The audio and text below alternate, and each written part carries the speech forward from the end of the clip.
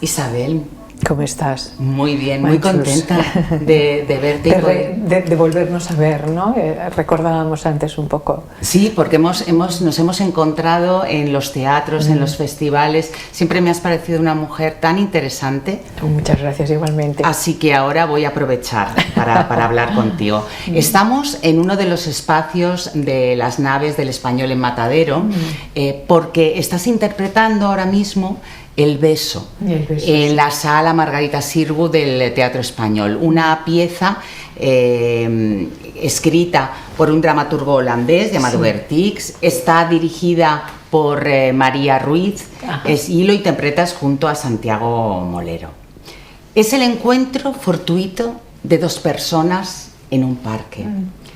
Pero luego es la excusa para hablar de muchísimas cosas, temas de fondo. Pero antes de abordarlos, a mí me gustaría saber si a ti te ha pasado eso. ¿Tú has tenido algún señor que sentada tú en un banco te haya abordado? Pues alguna vez habrá sido, yo tengo una memoria de pez, entonces, y no habrá sido demasiado importante porque no me acuerdo, ¿no? Pero sí que siempre me ha gustado y de alguna manera me he identificado mucho con la famosa frase de Blanche Dubois del tranvía de Tennessee Williams, que dice: siempre he confiado en la generosidad de los desconocidos. Entonces, sí, creo que se puede producir, sí.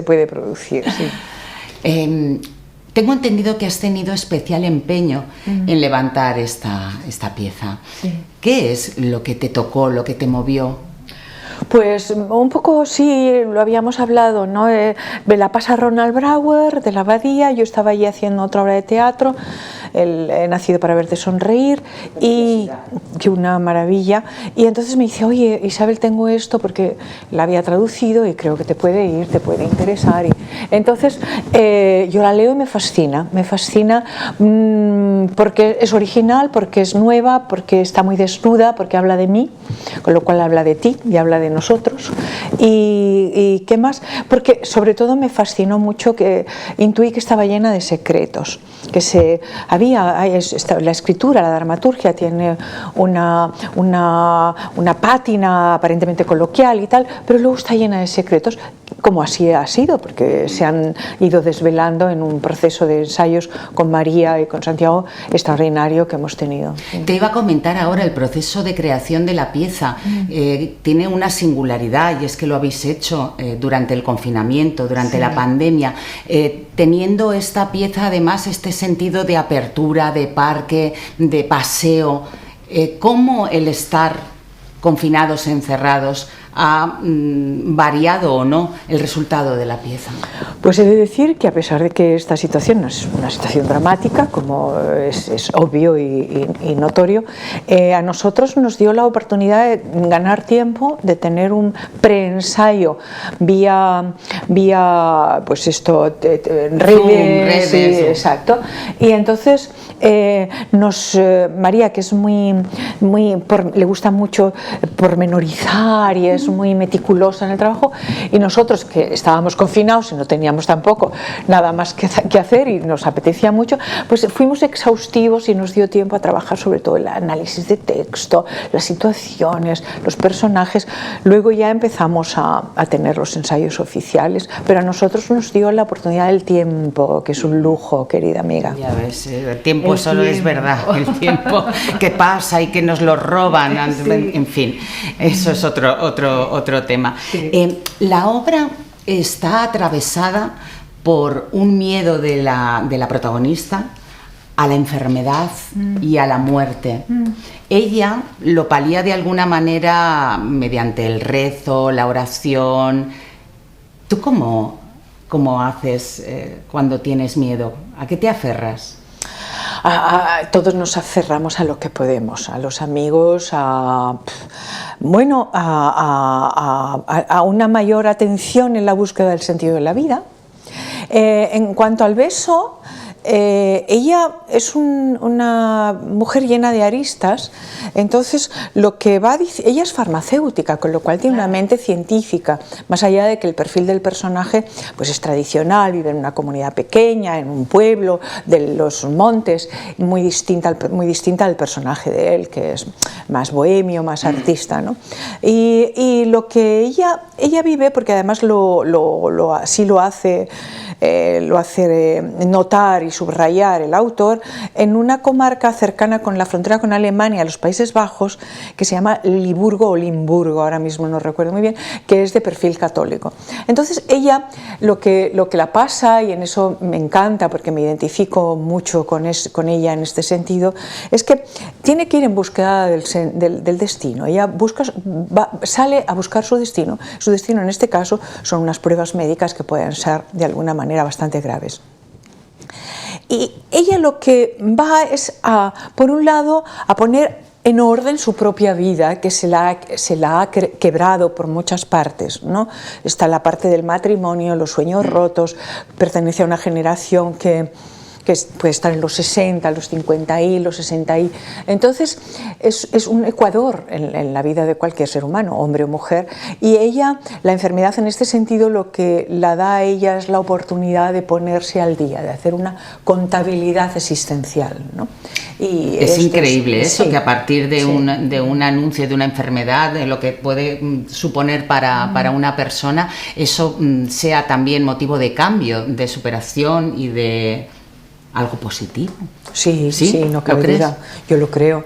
Vamos, en ella además es evidente que aparte de que se hable de la enfermedad y de el desamor, si quieres, o de la pérdida de identidad, porque claro, en estos momentos, ¿qué tenemos? Tenemos una profesional que de alguna manera se jubila.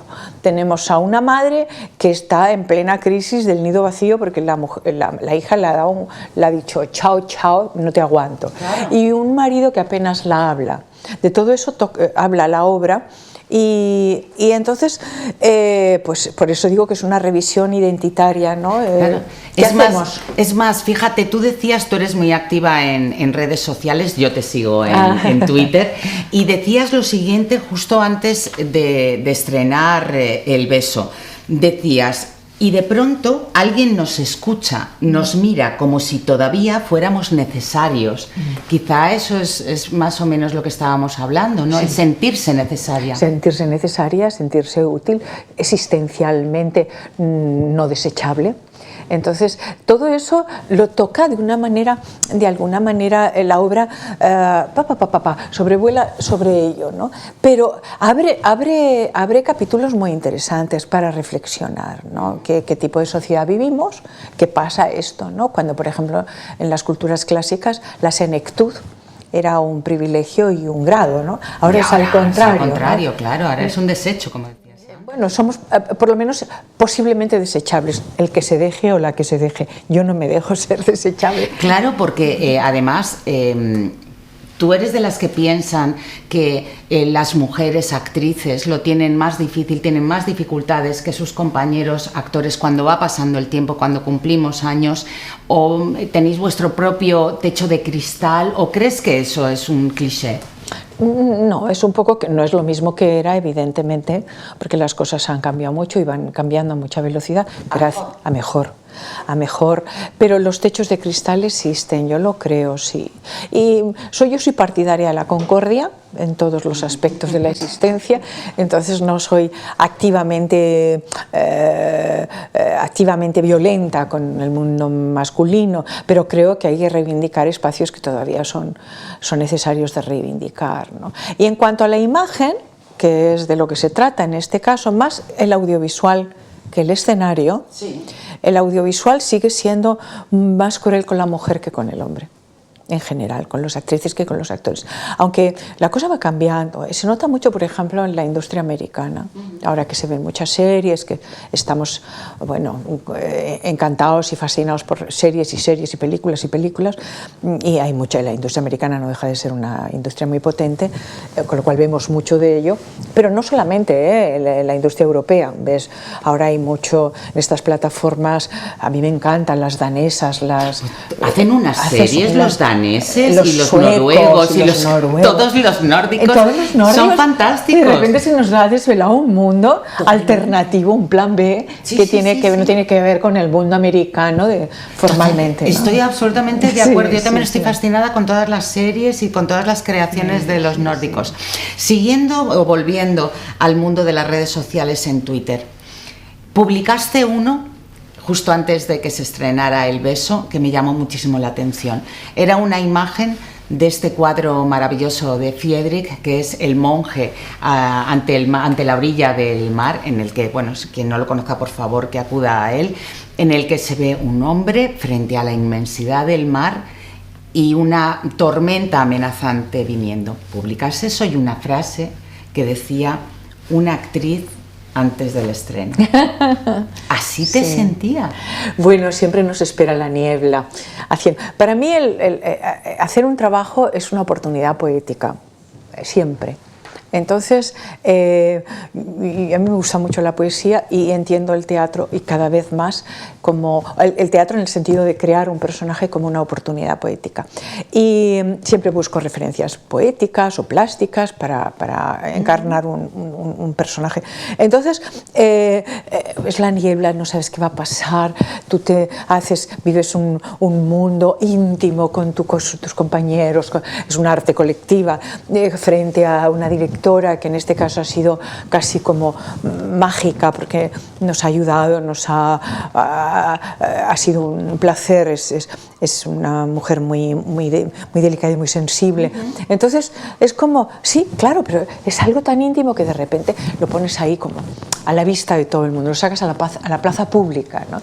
Entonces vi este cuadro, que en ese momento, que a mí siempre me gusta Friedrich, por el mundo sin objetos que retrata. Exacto. El hombre o la mujer, la figura frente a la mancha, porque en definitiva es una mancha. Y frente a la inmensidad, pero en la soledad. En la soledad. O sea, a mí me transmite una soledad muy potente, una sensación, además de pequeñez. ¿Tú cómo te manejas con la soledad? ¿Eres amiga? Sí, muy bien, soy amiga, sí. Hombre, yo necesito al otro. Esta obra, por ejemplo, habla del otro mucho. Uno de los puntos fuertes del beso es precisamente el otro como más allá de aquello que dijo el que lo dijo, los otros son el infierno, los infiernos son los otros, que habría mucho que analizar, que hablar sobre ellos. Son melones que se van abriendo melones, excitantes, verdad. pero también es la oportunidad de la ayuda, de la salvación, la oportunidad de la salvación. Y de esto también tiene un punto de redención a través del otro, la obra. Y en eso yo creo. Entonces, pero no obstante, me llevo muy bien con la soledad. Vamos a pasar ahora a tu faceta de escritora, que a mí me fascina especialmente. Decías en una entrevista hace unos años, en La Mandrágora, de la 2 de Televisión Española, que te daba pudor que te hicieran preguntas sobre esa faceta tuya. ¿Te sigue pasando? Menos porque, fíjate, ya en La Mandrágora ya hablaba de esto, ¿eh? Sí, mí acabas de hacer un acto de la memoria muy bonito, muy conciliador, gracias. A ti, Pero, siempre. Sí, siempre he estado escribiendo y bueno, siempre me ha dado un poco de pudor, pero ahora como escribo mucho y cada vez me acerco más a lo que yo considero que es mi voz, porque siempre es la búsqueda por la propia voz, buscamos nuestra propia voz. Como intérprete, por ejemplo, yo siempre he trabajado con voces prestadas. Encarnas a otro. Encarno Exacto. Otras voces, pero la palabra no es mía. Entonces siempre he tenido mucha necesidad de encontrar la palabra en mí misma y ahora pues digo, pues esto soy, ni más ni menos que lo que soy. Nos vamos reconciliando con nosotros, esto es una de las cosas que la vida te regala Y entonces, bueno, pues sí, llegó un momento que decía, no, el teatro encarnas una lengua, encarnas una voz, unos diálogos, pero no son tuyos, ¿no? ¿Por eso escribes poesía? Sí, para descubrir mi voz. Sí, mi manera de nombrar el mundo. Y porque escribir me parece una de las actividades más hermosas y más completas en la que puedes pasar la vida, ¿no? Sí, pues mira, aquí tengo tu cuarto poemario, Librillos. Los llamas tú.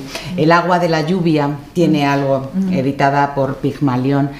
Un poemario maravilloso que dedicas al amor no romántico, al amor civil, y yo estoy muy por eso. ¿Estás muy por eso? Estoy muy por eso, por el amor civil no romántico. Sí. Me ha encantado, es un poemario enamorado, dices. Sí, es verdad. Me gusta un poco que lo saques a colación, porque cada vez que se habla del amor, pues se habla o se evoca o se cree que se evoca lo erótico, que también, que es hermosísimo, el amor romántico, que también. Pero, por ejemplo, dentro del rango del amor, yo entiendo que hay que incluir a la ética, por ejemplo, ¿no? De ahí el amor civil, ¿no? Esa especie de compasión, empatía por el otro que te rodea y que está ahí a veces en unas situaciones muy, muy crueles y al que tienes que mirar, porque todos somos dignos de ser mirados, ¿no? Incluyes en la introducción de este cuarto poemario un texto de Thomas Merton, sí, que habla de la meditación y la contemplación. Ahí es donde estás tú situada ahora. Bueno, ahora mismo estoy en la acción, porque haciendo funciones en el Teatro Español, que estamos todos maravillados con lo bien que nos están tratando. Bueno, el cartel de No hay localidades todos los días. Todos los días de momento, y cruzamos los dedos porque ese es el cartel más codiciado por la profesión. Es verdad. Pero sí, estoy ahí, soy más contemplativa. Thomas Merton es un monje cisterciense muy interesante que trabajó mucho entre otras cosas por el diálogo interreligioso, sabía mucho de budismo y tal. Y tiene unos libros muy bonitos. Es poeta. Él fundó una compañía cisterciense en Kentucky. El tío además fue escritor antes de... Qué interesante. Muy interesante, sí, sí. Thomas Merton, hay que leerle. Y es el maestro de Cardenal, del que fue ministro de la Revolución en Perú. Ajá. Entonces, bueno, el caso es que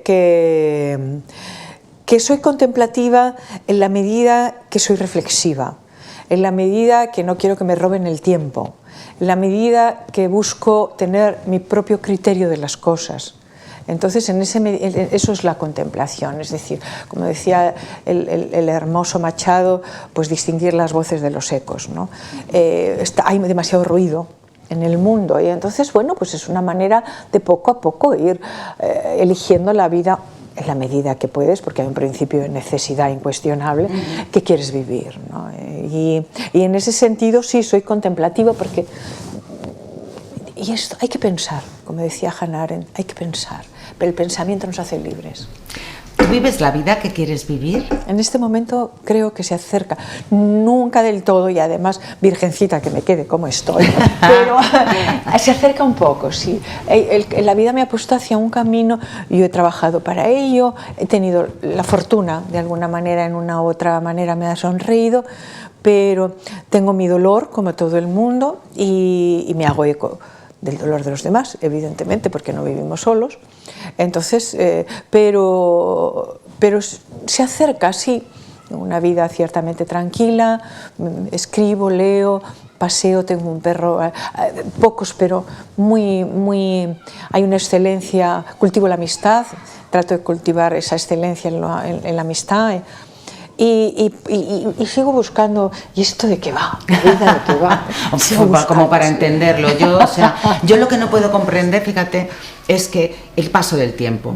A mí me parece como que me han robado las décadas, que me han robado, ya me robaron los 20, los 30, los 40, basta. ¿A ti no te pasa eso que de repente dices, pero ¿dónde están? ¿Dónde están? Sí. Soy poco nostálgica yo, ¿eh? Sí. Soy poco nostálgica, pero sí que es verdad que, hombre, por Dios, por Dios, por Dios, que nos devuelvan los años ya. que nos devuelvan, que pagamos un rescate por ellos, lo que haya que hacer, ¿no? Bueno, pero a lo mejor somos un poco más sabias y más interesantes. Somos Eso es más... lo que a mí me consuela. Sí, sí, evidentemente hay una cosa de la física, que es muy inquietante, que la física cae, no, en todos los sentidos. Y a veces, o definitivamente caerá para, de momento, en lo que sabemos no volver, pero sí, tenemos más recursos, indudablemente, y elegimos más.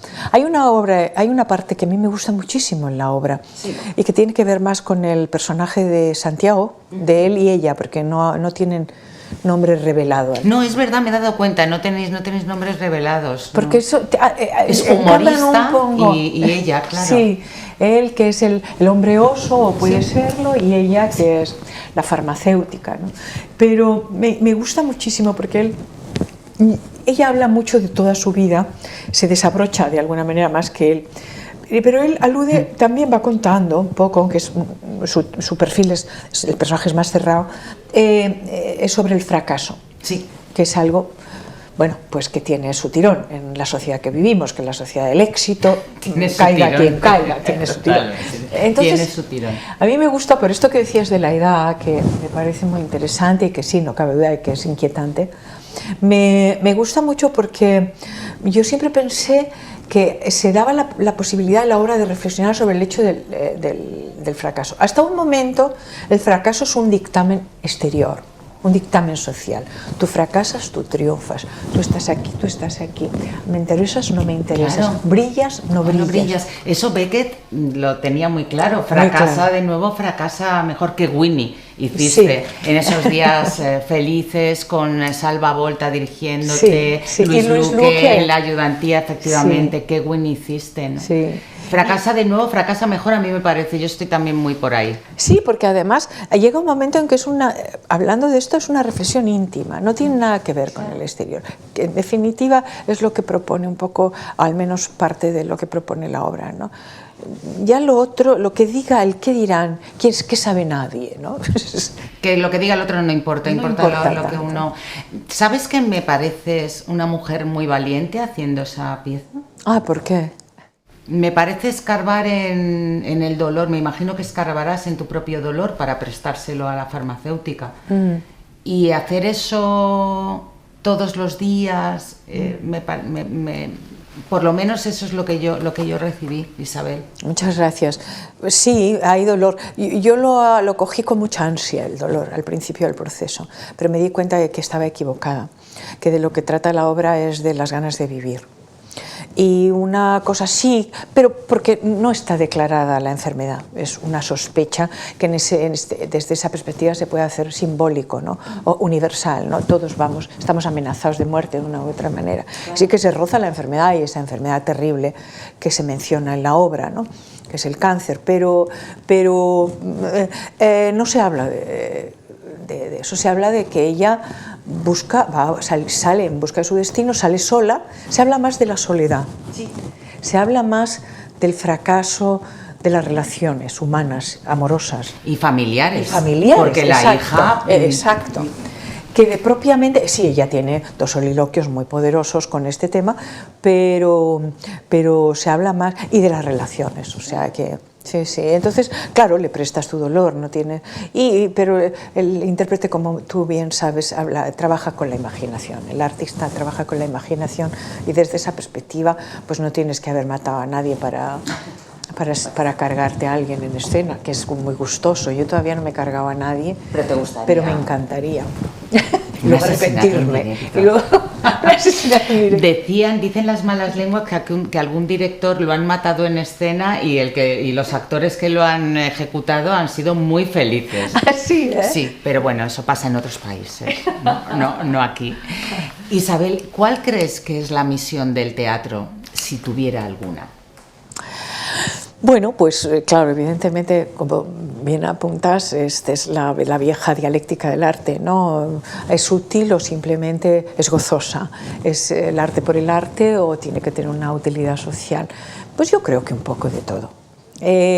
Yo pienso que tiene sus propias leyes, la creación tiene sus propias leyes, no puedes hacer moralina, no puedes hacer, yo no creo que se pueda hacer política, otra cosa es que tú sigas un ideario o denuncies o tal. Porque pues tú eras muy de trinchera hace años, sí, tenías un activismo político en el teatro, quiero decir, eras muy comprometida en ese sentido. Sí, pero y lo sigo siendo, así. Lo que pasa es que lo entiendo de otra manera, claro. Es decir, en un momento determinado, si yo voy como espectadora, voy a una sala de teatro y me hablan de la justicia, me la tienen me tienen que decir a la manera del teatro, no a la manera de un panfleto, ni de un pasquín, tiene que haber un hecho teatral ahí, tiene que haber un hecho teatral, ¿no? Claro. Insisto, el teatro es una ocasión poética, el ejercicio de la creación del personaje, pero también el hecho teatral. Es absolutamente anómalo, no se parece a nada y además tiene el secreto de la encarnación. Es que tú encarnas ahí y eso, la encarnación va más allá de la política y eso también es hacer trinchera, porque no somos solo política, somos seres políticos, pero no solo, ¿no? Una cosa que no tiene la literatura, si tú coges y escribes y dices, no, es que yo tengo que ver, si tú empiezas a ver malandrines en vez de molinos de viento, pues tienes un problema, ¿sabes? Cervantino. Pero en el teatro no, en el teatro tú tienes que estar ahí, te tienes que mover, te tiene que doler la carne, un poco, ¿eh? Está la técnica, tampoco, yo es que soy un poco intensa, pero es así, ¿no? Entonces, claro que creo que es útil. ¿Cómo no va? Es el espejo. Y además es el espejo del directo. Eso ya no está quedando. Nos estamos haciendo bidimensionales. Es el horror. Sí, es la pantalla. Es la pantalla. Pues fíjate que yo creo que en estos tiempos de crisis, de incertidumbre, estos tiempos oscuros, la gente busca el contacto humano, o sea, vale, sí, estamos todos con los Netflix, con los filmings y con las cosas, pero necesitamos el contacto del teatro, el acto teatral, lo orgánico, el estar en comunión, el rito, ¿no? Esa misa, sí, total. Una misa en escena. Una misa en escena. Sí, es una iglesia, se convoca lo invisible, como en una iglesia, de alguna manera, es la mística laica, ¿no? En un momento determinado. Claro que es útil, es la custodia. El arte, la cultura, es que no somos civilización sin eso. Yo ahora mismo mi barricada o mi trinchera, como tú decías, es esa, es decir, educación.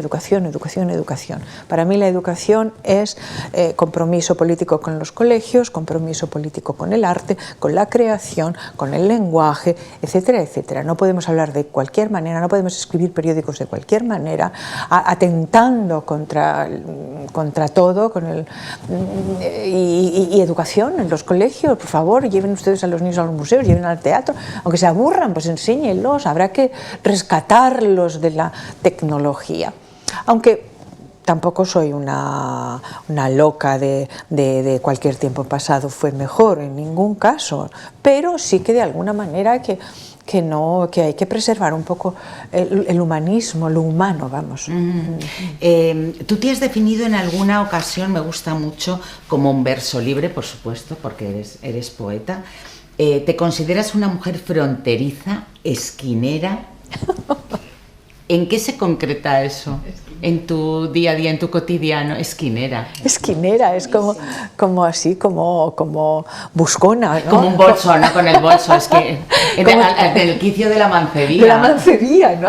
Sí, a mí me gustan mucho los sinónimos, ¿eh? Yo soy una afiebrada del sinónimo, entonces me encanta porque es tan evocador el lenguaje. Esquinera, sí, porque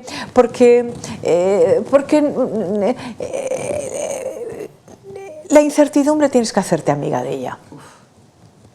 porque no tienes otra cosa que incertidumbre. El cambio es la única realidad. Y entonces fronteriza porque creo en, igual que aquellos creían en la tercera España, los del 27, los del 98, y yo creo que hay una posibilidad. No podemos pasarnos la vida en la confrontación. La frontera es la manera de decir que acaba algo pero empieza otra cosa y no tiene por qué ser el enemigo. Isabel, me pasaría contigo hablando horas y horas. Yo contigo, porque mis encuentros contigo son muy ricos, muy interesantes y me encantan. Muchas gracias, Mancho. Gracias, por favor, por haber estado con nosotros. Un placer, por favor.